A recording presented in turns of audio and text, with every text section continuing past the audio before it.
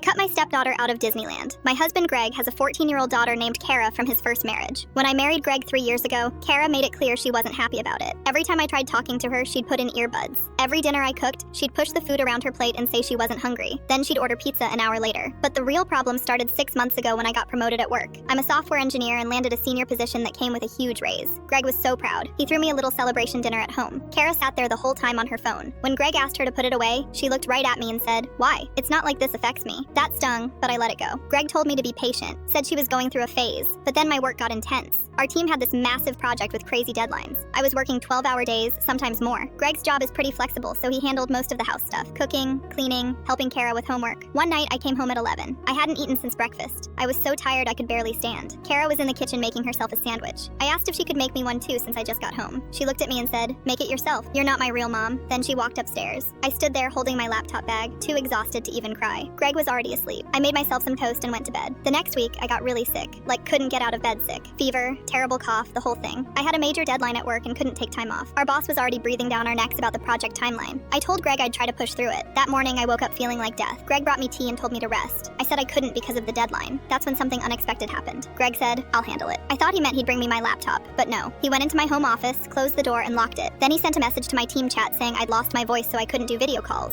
The thing is, Greg knows my work. He's a front-end developer, but he's sat with me enough times debugging code that he basically knows what I do. Plus, he's smart as hell. For the next 8 hours, Greg did my entire job. He answered messages, pretending to be me, fixed bugs in the code, even submitted the completed module before the deadline. My team never suspected a thing. Meanwhile, I was on the couch with soup and medicine, watching bad TV. When Greg finally came out of the office that evening, he looked exhausted but satisfied. "Project's done," he said. "Now you can actually rest." I almost cried, not just because he saved my job, but because someone actually took care of me. Really took care of me. No one had ever done something like that before. That's when Kara came downstairs. She saw Greg collapsed on the couch next to me, saw the empty soup bowls, saw how he'd spent his entire day saving my project while I recovered. She didn't say anything, just grabbed her phone and went back upstairs. A week later, Greg surprised everyone with the news. He'd saved up and bought tickets to Disneyland. 3 tickets. For him, me, and our 7-year-old son Oliver from my previous marriage. Not 4 tickets. 3. Kara's face went white. "Wait, what about me?" Greg looked at her calmly. "You've made it very clear you're not part of this family, that your stepmom doesn't matter to you, so we're taking a family trip. You can stay with your mom that weekend." Kara started crying, said it wasn't fair, said she was sorry. Greg just shook his head. "You watched your stepmom work herself sick for our family. You refused to make her a sandwich when she asked. You've disrespected her for 3 years. These tickets are expensive, and we're giving them to people who treat each other with kindness." She ran to her room sobbing. Greg's ex-wife called later screaming about how cruel we were being, said Kara was just a kid. Greg told her the same thing he told Kara and hung up. The next morning, Kara came downstairs early, found me making breakfast. She stood in the doorway for a long time. Then she said, "Can you teach me how to make that?" I looked at her, really looked at her. She had tears in her eyes. "Sure," I said. We didn't go to Disneyland that weekend after all.